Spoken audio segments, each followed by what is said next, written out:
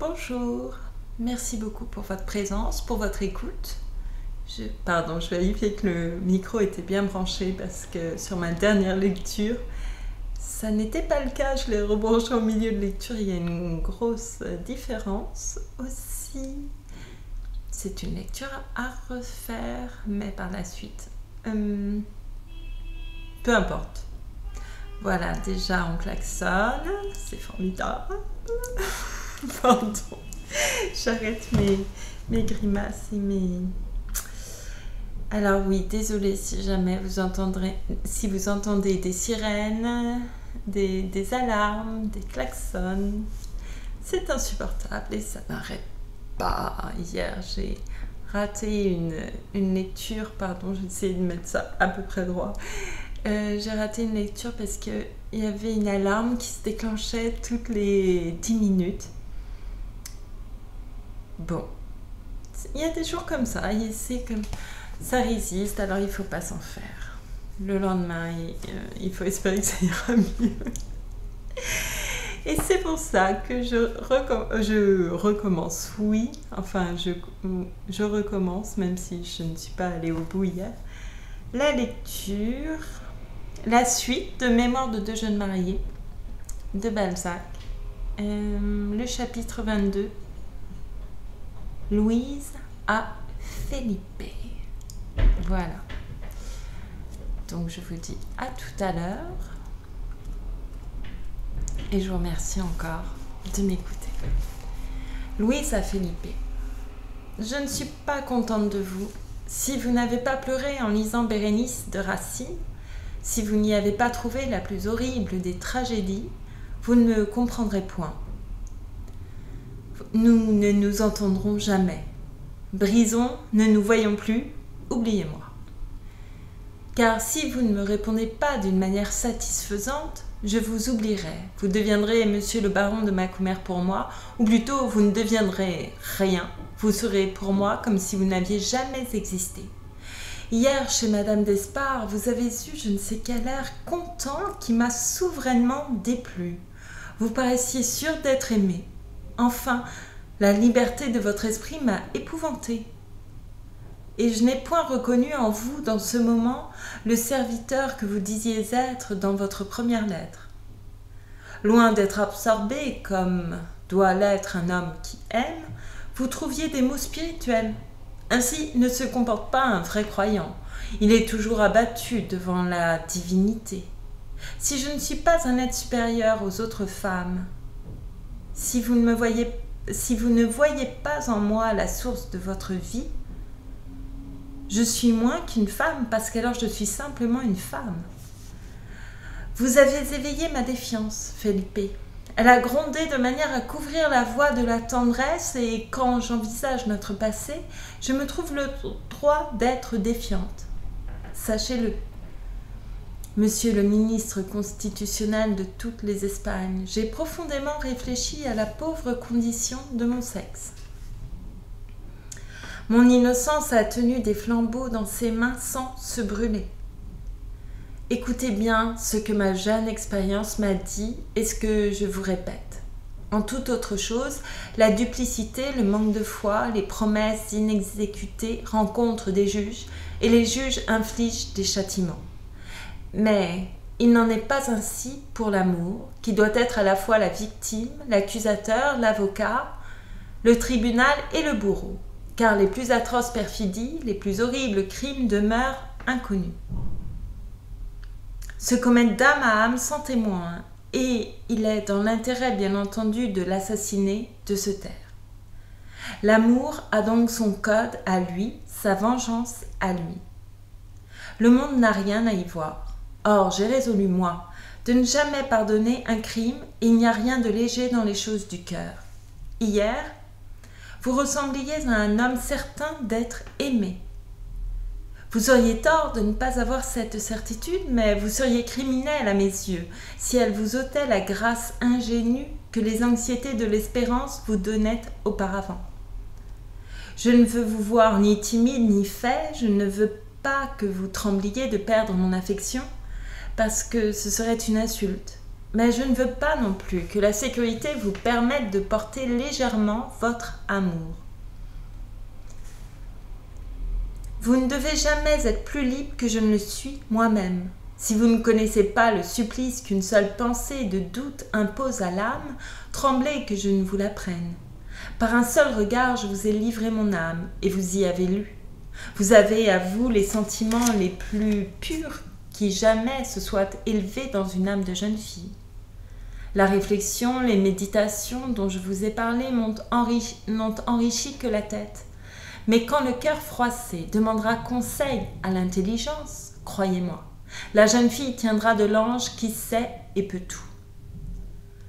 Je vous le jure, Felipe, si vous m'aimez comme je le crois, et si vous devez me laisser soupçonner le moindre affaiblissement dans les sentiments de crainte, d'obéissance, de respectueuse attente, de désir soumis que vous annonciez, si j'aperçois un jour la moindre diminution dans ce premier et bel amour qui de votre âme est venu dans la mienne, je ne vous dirai rien. Je ne vous ennuierai point par une lettre plus ou moins digne, plus ou moins fière ou courroucée, ou seulement grondeuse comme celle-ci. Je ne dirai rien, Felipe. Vous me verriez triste à la manière des gens qui sentent venir la mort, mais je ne mourrai pas sans vous avoir imprimé la plus horrible flétrissure, sans avoir déshonoré de la manière la plus honteuse celle que vous aimiez, et vous avoir planté dans le cœur d'éternels regrets, car vous me verriez perdue ici-bas aux yeux des hommes et à jamais maudite en l'autre vie.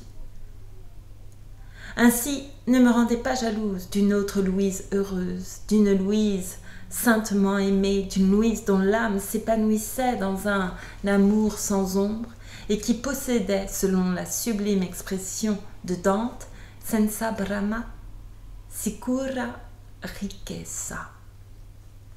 Posséder sans crainte des richesses qui ne peuvent être perdues. Note de Balzac. Sachez que j'ai fouillé son enfer pour en rapporter la plus douloureuse des tortures.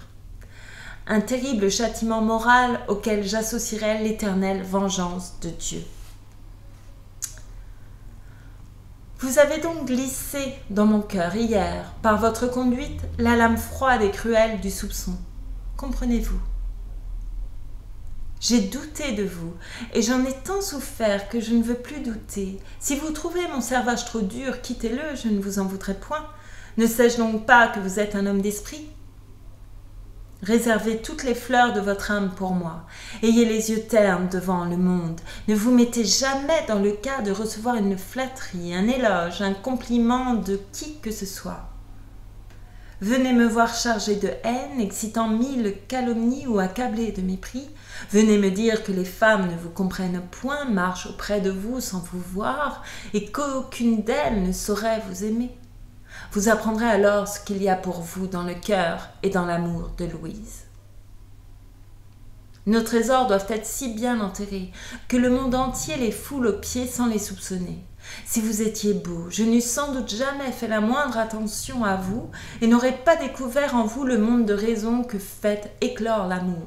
Et, quoique nous ne les connaissions pas plus que nous ne savons comment le soleil fait éclore les fleurs ou mûrir les fruits, néanmoins, parmi ces raisons, il en est une que je sais et qui me charme.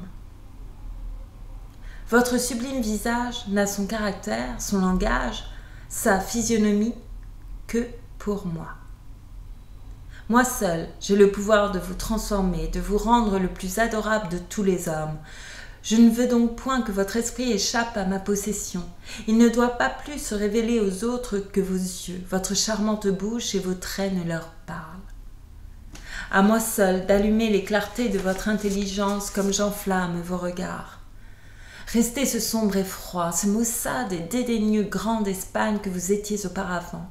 Vous étiez une sauvage domination détruite dans les ruines de laquelle personne ne s'aventurait.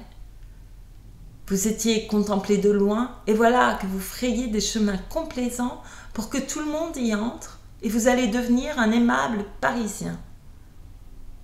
Ne vous souvenez-vous plus de mon programme ? Votre joie disait un peu trop que vous aimiez. Il a fallu mon regard pour vous empêcher de faire savoir au salon le plus perspicace, le plus railleur, le plus spirituelle de Paris, qu'Armande Louise-Marie de Chaulieu vous donnait de l'esprit. Je vous crois trop grand pour faire entrer la moindre ruse de la politique dans votre amour, mais si vous n'aviez pas avec moi la simplicité d'un enfant, je vous plaindrais. Et, malgré cette première faute, vous êtes encore l'objet d'une admiration profonde pour Louise de Chaulieu. Chapitre 23. Felipe à Louise. Quand Dieu voit nos fautes, il voit aussi nos repentirs. Vous avez raison, ma chère maîtresse. J'ai senti que je vous avais déplu sans pouvoir pénétrer la cause de votre souci. Mais vous me l'avez expliqué et vous m'avez donné de nouvelles raisons de vous adorer. Votre jalousie à la manière de celle du Dieu d'Israël m'a rempli de bonheur. Rien n'est plus saint ni plus sacré que la jalousie. Oh, mon bel ange gardien, la jalousie est la sentinelle qui ne dort jamais. Elle est à l'amour ce que le mal est à l'homme, un véridique avertissement. Soyez jalouse de votre serviteur, Louise. Plus vous le frapperez, plus il léchera, soumis, humble et malheureux, le bâton qui lui dit en frappant combien vous tenez à lui. Mais hélas, chère, si vous ne les avez pas aperçus, est-ce donc Dieu qui me tiendra compte de tant d'efforts pour vaincre ma timidité, pour surmonter les sentiments que vous avez crus faibles chez moi? Oui, j'ai bien pris sur moi pour me montrer à vous comme j'étais avant d'aimer. On goûtait quelques plaisirs dans ma conversation à Madrid et j'ai voulu vous faire connaître à vous-même ce que je valais. Est-ce une vanité? Vous l'avez bien puni. Votre dernier regard m'a laissé dans un tremblement que je n'ai jamais éprouvé, même quand j'ai vu les forces de la France devant Cadix, et ma vie mise en question dans une hypocrite phrase de mon maître. Je cherchais la cause de votre déplaisir sans pouvoir la trouver, et je me désespérais de ce désaccord de notre âme, car je dois agir par votre volonté, penser par votre pensée, voir par vos yeux, jouir de votre plaisir et ressentir votre peine comme je sens le froid et le chaud. Pour moi, le crime et l'angoisse étaient ce défaut de simultanéité dans la vie de notre cœur que vous avez faite si belle. Lui déplaire. Ai-je répété 1000 fois depuis, comme un fou, ma noble et belle Louise, si quelque chose pouvait accroître mon dévouement absolu pour vous et ma croyance inébranlable en votre sainte conscience, ce serait votre doctrine qui m'est entrée au cœur comme une lumière nouvelle. Vous m'avez dit à moi-même mes propres sentiments, vous m'avez expliqué des choses qui se trouvaient confuses dans mon esprit. Oh, si vous pensez punir ainsi, quelles sont donc les récompenses? Mais m'avoir accepté pour serviteur suffisait à tout ce que je veux. Je tiens de vous une vie inespérée, je suis vouée, mon souffle n'est pas inutile, ma force à son emploi, ne fût-ce qu'à souffrir pour vous. Je vous l'ai dit, je vous le répète, vous me trouverez toujours semblable à ce que j'étais quand je me suis offert comme un humble et modeste serviteur.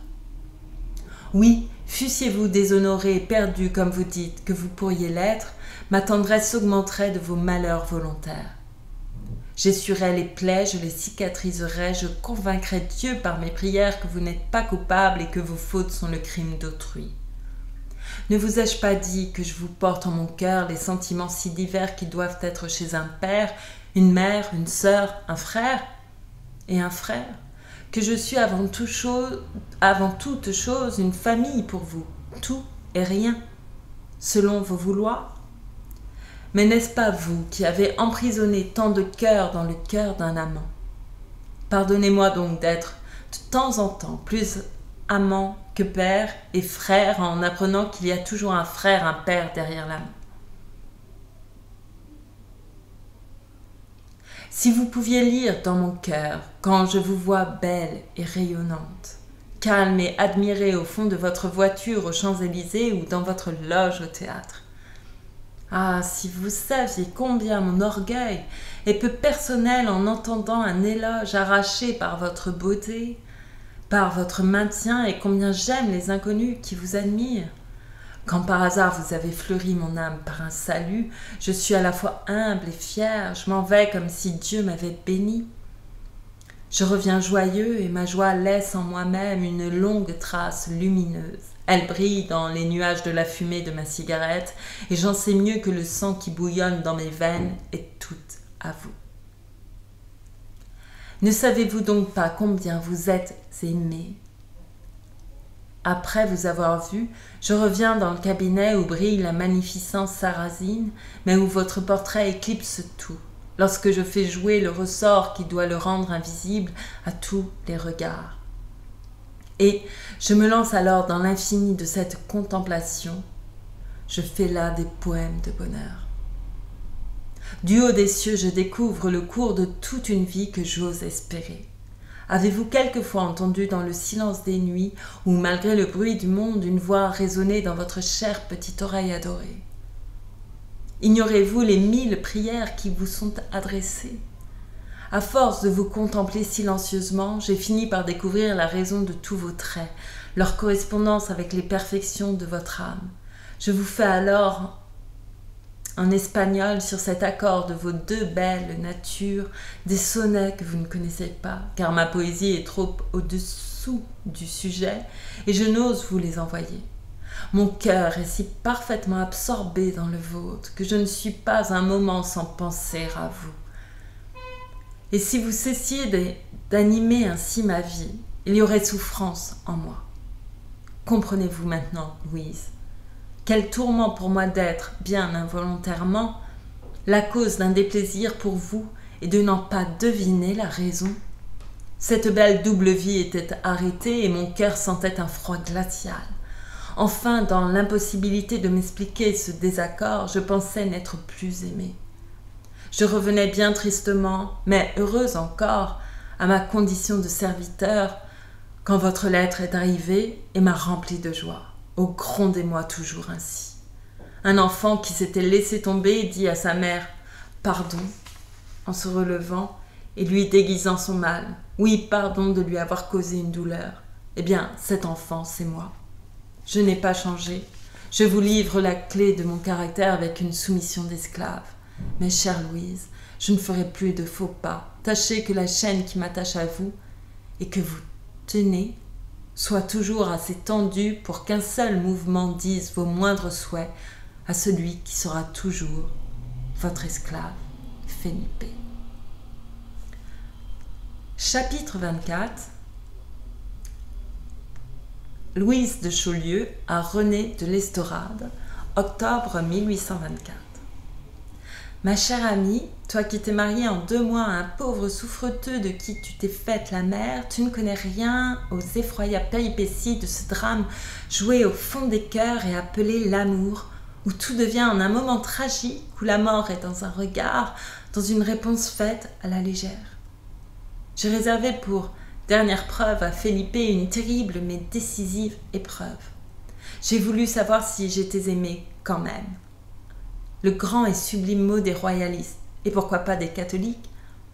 Il s'est promené pendant toute une nuit avec moi sous les tilleuls au fond de notre jardin, et il n'a pas eu dans l'âme l'ombre même d'un doute. Le lendemain, j'étais plus aimée, et pour lui tout aussi chaste, tout aussi grande, tout aussi pure que la veille. Il n'en avait pas tiré le moindre avantage. Oh, il est bien espagnol, bien avancérage. Il a gravi mon mur pour venir baiser la main que je lui tendais dans l'ombre du haut de mon balcon. Il a failli se briser. Mais combien de jeunes gens en feraient autant ? Tout cela n'est rien. Les chrétiens subissent d'effroyables martyrs pour aller au ciel. Avant-hier, au soir, j'ai pris le futur ambassadeur du roi à la cour d'Espagne, mon très honoré père, et je lui ai dit en souriant « Monsieur, pour un petit nombre d'amis, vous mariez au neveu d'un ambassadeur votre chère Armande, à qui cet ambassadeur, désireux d'une telle alliance et qui l'a mendié assez longtemps, assure au contrat de mariage son immense fortune et ses titres après sa mort en donnant, dès à présent, aux 2 époux 100 000 livres de rente et reconnaissant à la future une dot de 800 000 francs.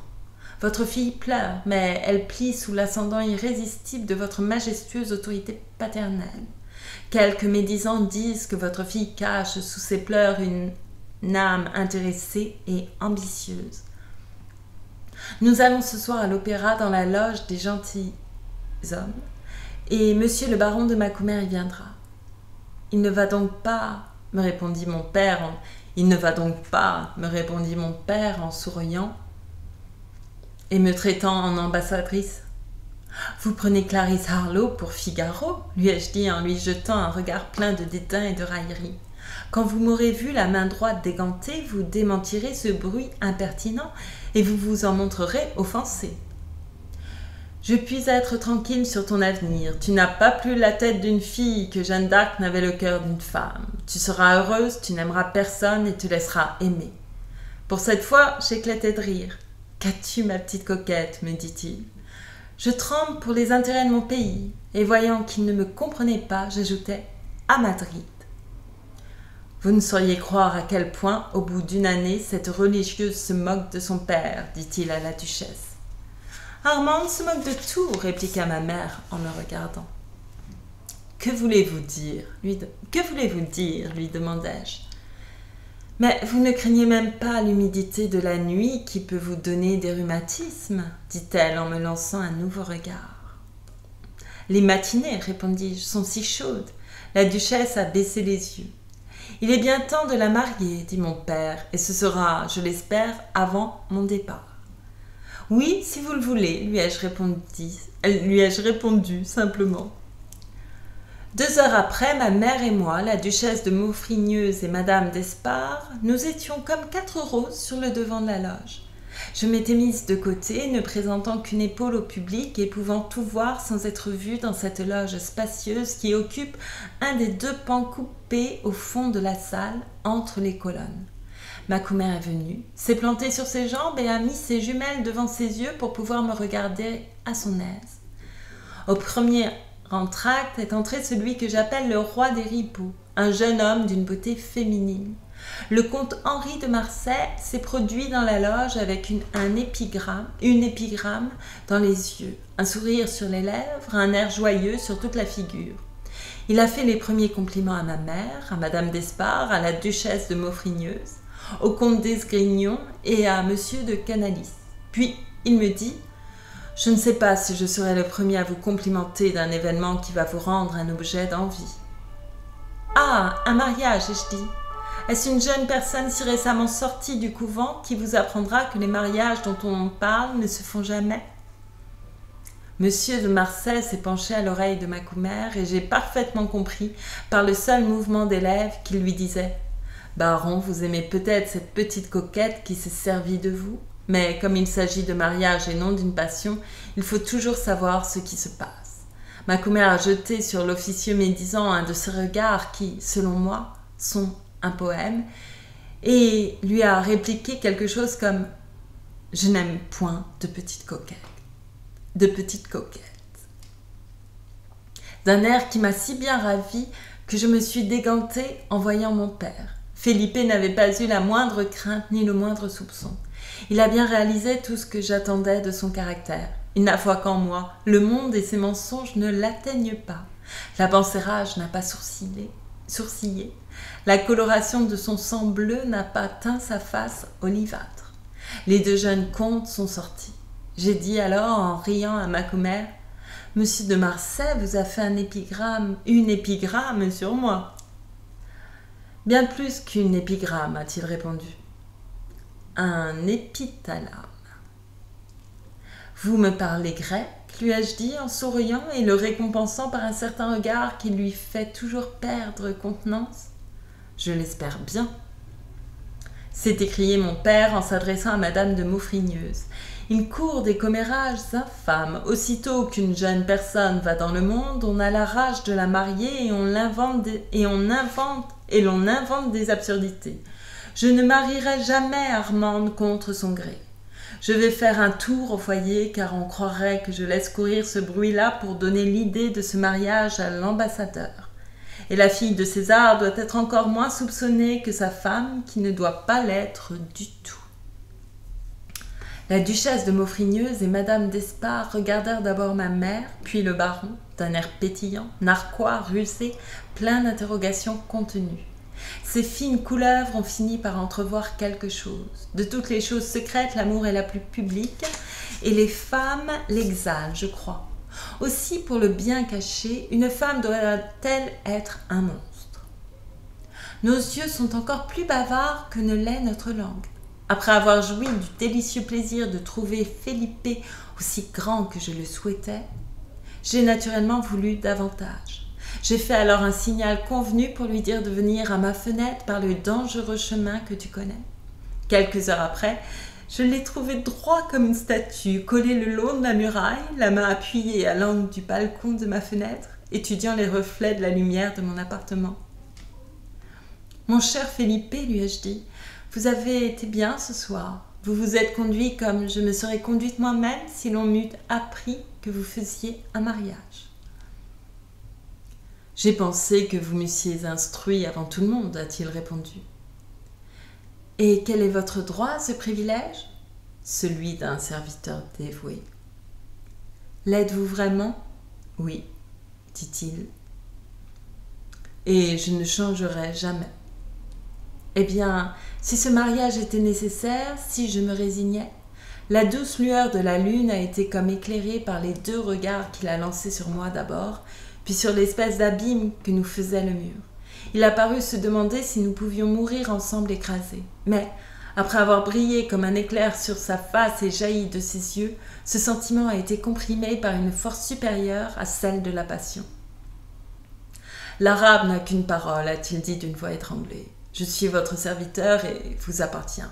Je vivrai toute ma vie pour vous. » La main qui tenait le balcon m'a paru mollir.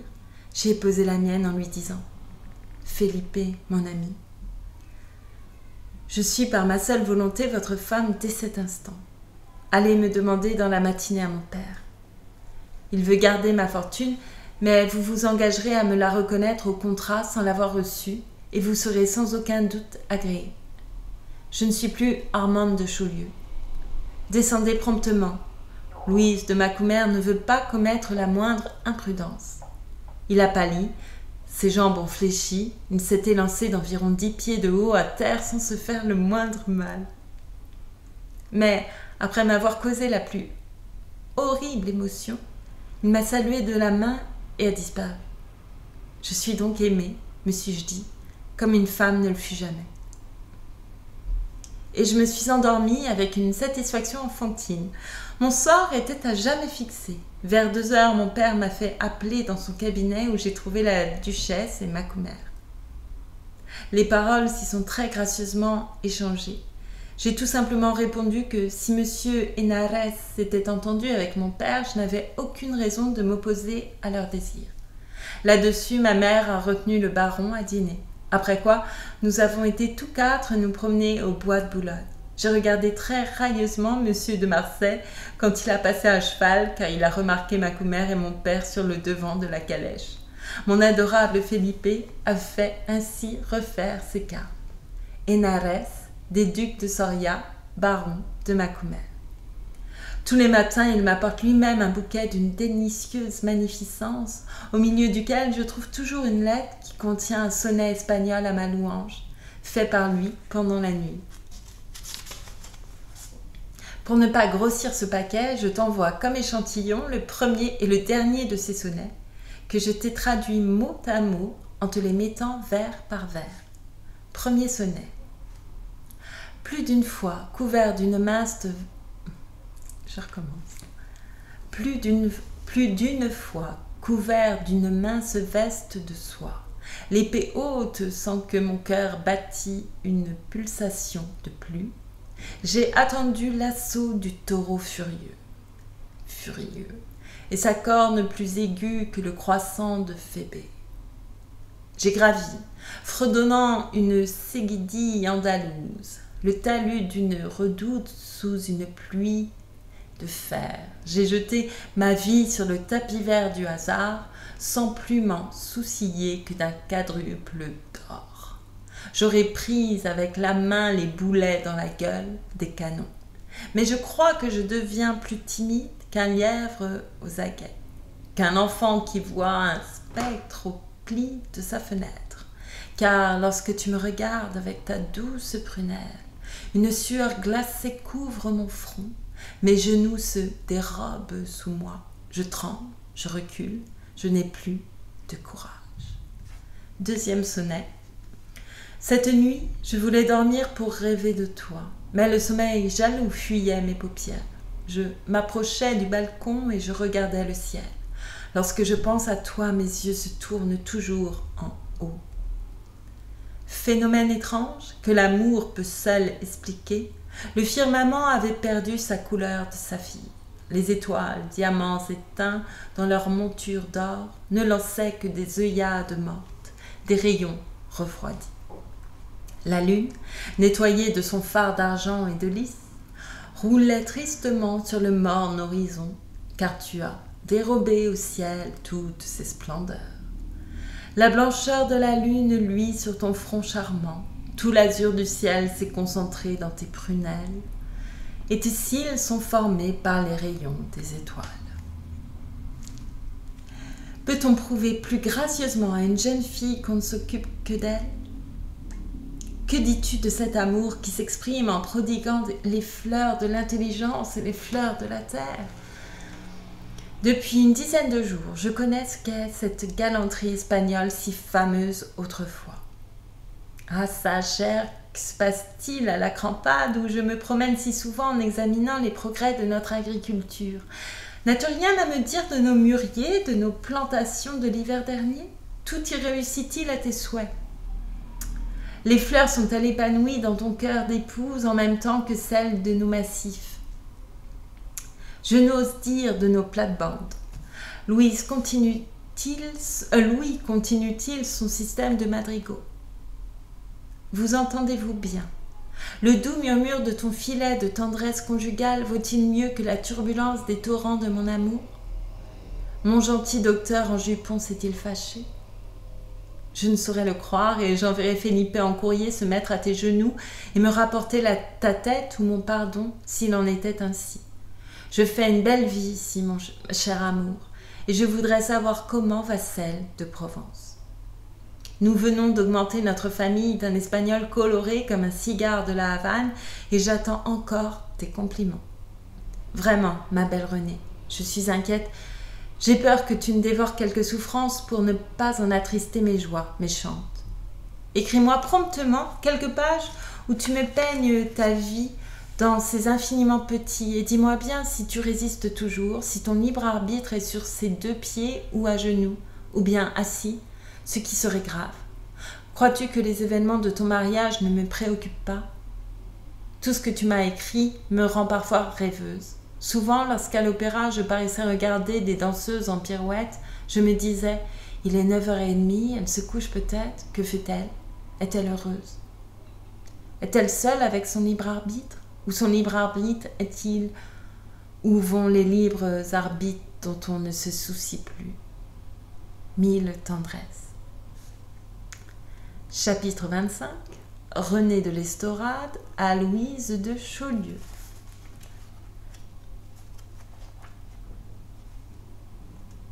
Pardon, je regarde. Je continue un peu. Octobre. Impertinente, pourquoi t'aurais-je écrit? Que t'eussé-je dit? Durant cette vie animée par les fêtes, par les angoisses de l'amour, par ses colères et par ces fleurs que tu me dépeins, et à laquelle j'assiste comme à une pièce de théâtre bien jouée, je mène une vie monotone et réglée à la manière d'une vie de couvent. Nous sommes toujours couchés à 9h et levés au jour. Nos repas sont toujours servis avec une exactitude désespérante. Pas le plus léger accident. Je me suis accoutumée à cette division du temps et sans trop de peine. Peut-être est-ce naturel. Que serait la vie sans cet assujettissement à des règles fixes qui, selon les astronomes et au dire de Louis, régit les mondes? L'ordre ne lasse pas. D'ailleurs, je me suis imposé des obligations de toilette qui me prennent le temps entre mon lever et le déjeuner.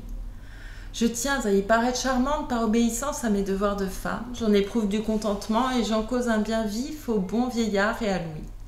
Nous nous promenons après le déjeuner. Quand les journaux arrivent, je disparais pour m'acquitter de mes affaires de ménage ou pour lire, car je lis beaucoup, ou pour t'écrire.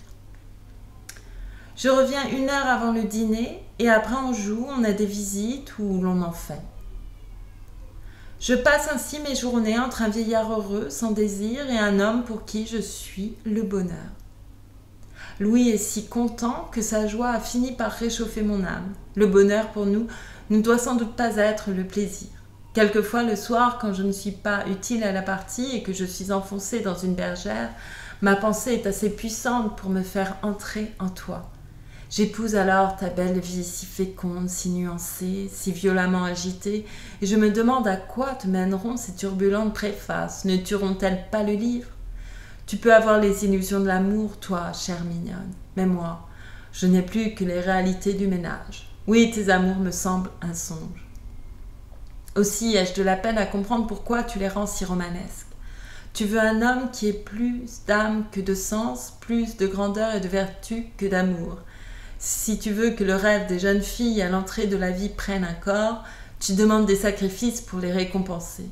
Tu soumets ton Felipe à des épreuves pour savoir si le désir, si l'espérance, si la curiosité seront durables. Mais enfant, derrière tes décorations fantastiques s'élève un autel où se prépare un lien éternel. Le lendemain du mariage, le terrible fait qui change la fille en femme et l'amant en mari peut renverser les élégances et l'échafaudage de tes subtiles précautions.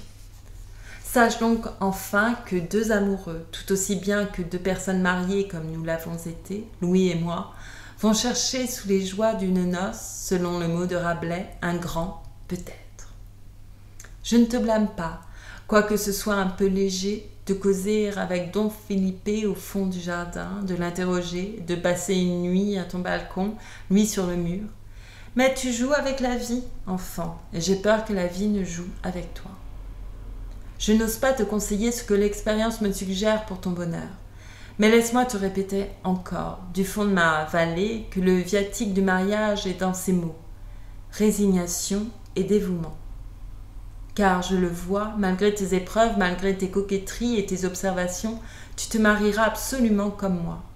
En étendant le désir, on creuse un peu plus profond le précipice. Voilà tout. Oh, comme je voudrais voir le baron de Macumer et lui parler pendant quelques heures, tant je te souhaite de bonheur. Chapitre 26. Louise de Macumer à René de l'Estorade, mars 1825. Comme Felipe réalise avec une générosité de sarrasin les plans de mon père et de ma mère, en me reconnaissant ma fortune sans la recevoir, la duchesse est devenue encore meilleure femme avec moi qu'auparavant. Elle m'appelle petite rusée, petite commère, elle me trouve le bec affilé. Mais, chère maman, lui ai-je dit la veille de la signature du contrat, vous attribuez à la politique, à la ruse, à l'habileté, les effets de l'amour le plus vrai, le plus naïf, le plus désintéressé, le plus entier qui fut jamais. Sachez donc que je ne suis pas la commère pour laquelle vous me faites l'honneur de me prendre.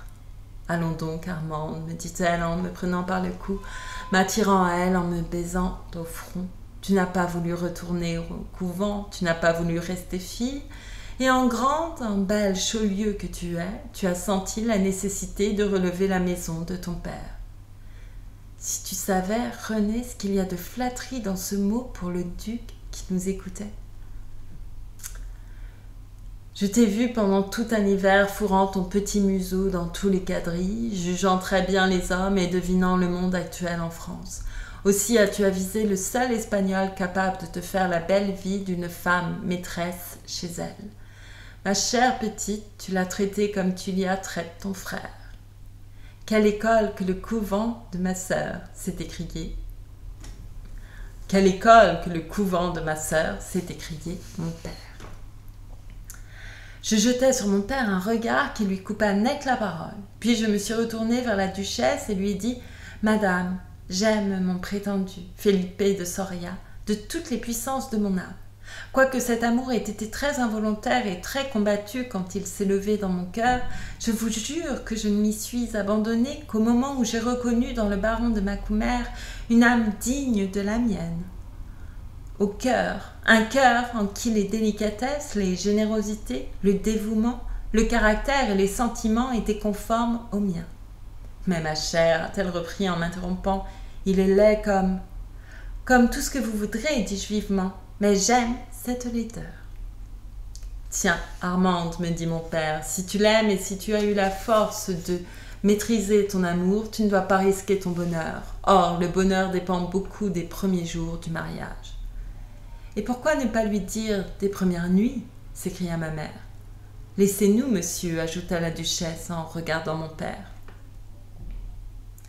Tu te maries dans 3 jours, ma chère petite, me dit ma mère à l'oreille. Je dois donc te faire maintenant sans pleurnicherie bourgeoise les recommandations sérieuses que toutes les mères font à leurs filles. Tu épouses un homme que tu aimes. Ainsi, je n'ai pas à te plaindre, ni à me plaindre moi-même. Je ne t'ai vu que depuis 1 an. Si ce fut assez pour t'aimer, ce n'est pas non plus assez pour que je fonde en larmes en regrettant ta compagnie. Ton esprit a surpassé ta beauté, tu m'as flattée dans mon amour-propre de mère et tu t'es conduite en bonne et aimable fille. Aussi me trouveras-tu toujours excellente mère. Tu souris. Hélas, souvent, là où la mère et la fille ont bien vécu, les 2 femmes se brouillent. Je te veux heureuse. Écoute-moi donc. L'amour que tu ressens est un amour de petite fille. L'amour naturel à toutes les femmes qui sont nées pour s'attacher à un homme. Mais hélas, ma petite, il n'y a qu'un homme dans le monde pour nous, il n'y en a pas 2. Et celui que nous sommes appelés à chérir n'est pas toujours celui que nous avons choisi pour mari, tout en croyant l'aimer. Quelque singulières que puissent te paraître mes paroles, médite-les. Si nous n'aimons pas celui que nous avons choisi, la faute en est et à nous et à lui. Quelquefois à des circonstances qui ne dépendent ni de nous ni de lui. Et néanmoins, rien ne s'oppose à ce que ce soit l'homme que notre famille nous donne, l'homme à qui s'adresse notre cœur, qui soit l'homme aimé. La barrière qui plus tard se trouve entre nous et lui s'élève souvent par un défaut de persévérance qui vient de nous et de notre mari. Faire de son mari son amant est une œuvre aussi délicate que celle de faire de son amant son mari, et tu viens de t'en acquitter à merveille. Eh bien, je te le répète, je te veux heureuse.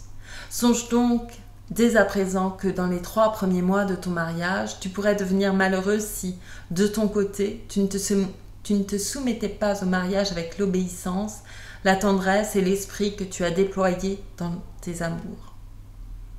Car, ma petite commère, tu t'es laissée aller à tous les innocents bonheurs d'un amour clandestin. Si l'amour heureux commençait pour toi par tes désenchantements, par des déplaisirs, par des douleurs même, eh bien, viens me voir. N'espère pas trop d'abord du mariage. Il te donnera peut-être plus de peine que de joie. Ton bonheur exige autant de culture qu'en a exigé l'amour. Enfin, si par hasard tu perdais l'amant, tu retrouverais le père de tes enfants. Là, ma chère enfant, est toute la vie sociale. Sacrifie tout à l'homme dont le nom est le tien, dont l'honneur, dont la considération ne peuvent recevoir la moindre atteinte qui ne fasse chez toi la plus affreuse brèche.